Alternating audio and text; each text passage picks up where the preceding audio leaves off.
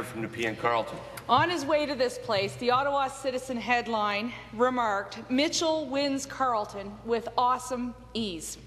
And that's because in his first election as an MPP, after serving 9 years as Deputy Mayor, Deputy Region Councillor at the City of Nepean, and 6 of those years at the Regional Municipality of Ottawa Carleton, he came to this place in a landslide to serve in Bill Davis's caucus and later Frank Miller's cabinet.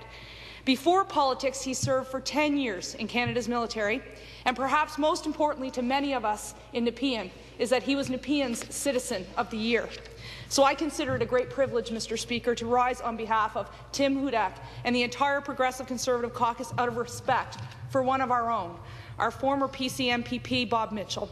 I'll be sharing my time with the member for Carleton, Mississippi Mills, who was able to serve with Bob Mitchell in both Frank Miller and Bill Davis's administration.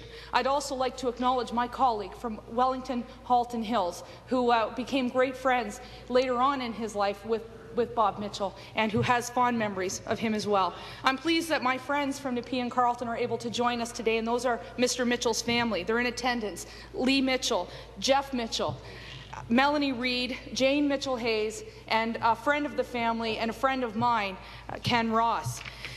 I only ever had one occasion to speak with Bob Mitchell.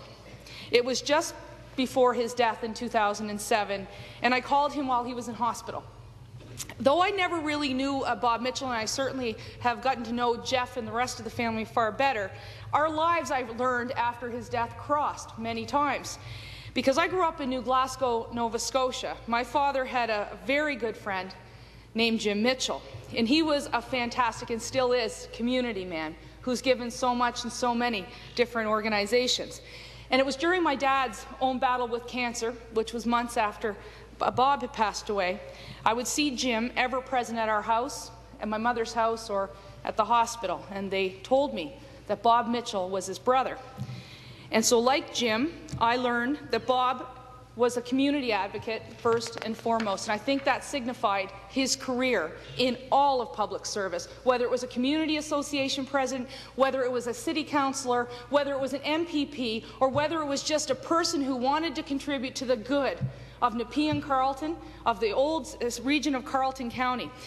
Bob was instrumental in Canada's Centennial Day celebration in Nepean.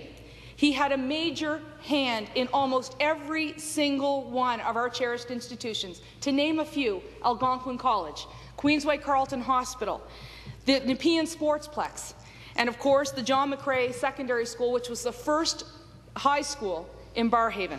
Bob was one of a visionary group of Conservative politicians of the day who developed what was then a quiet bedroom community to the old city of Ottawa into what is now a major suburban centre in the province of Ontario, right within our nation's capital.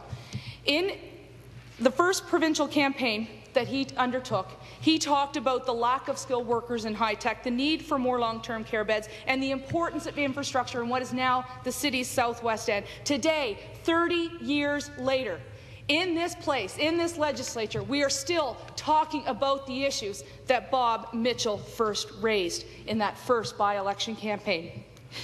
His ministerial portfolio focused on science and technology, and his son-in-law, John Sparks, told the Ottawa Sun after his passing, "It's no coincidence that Nepean became a Canadian high-tech centre."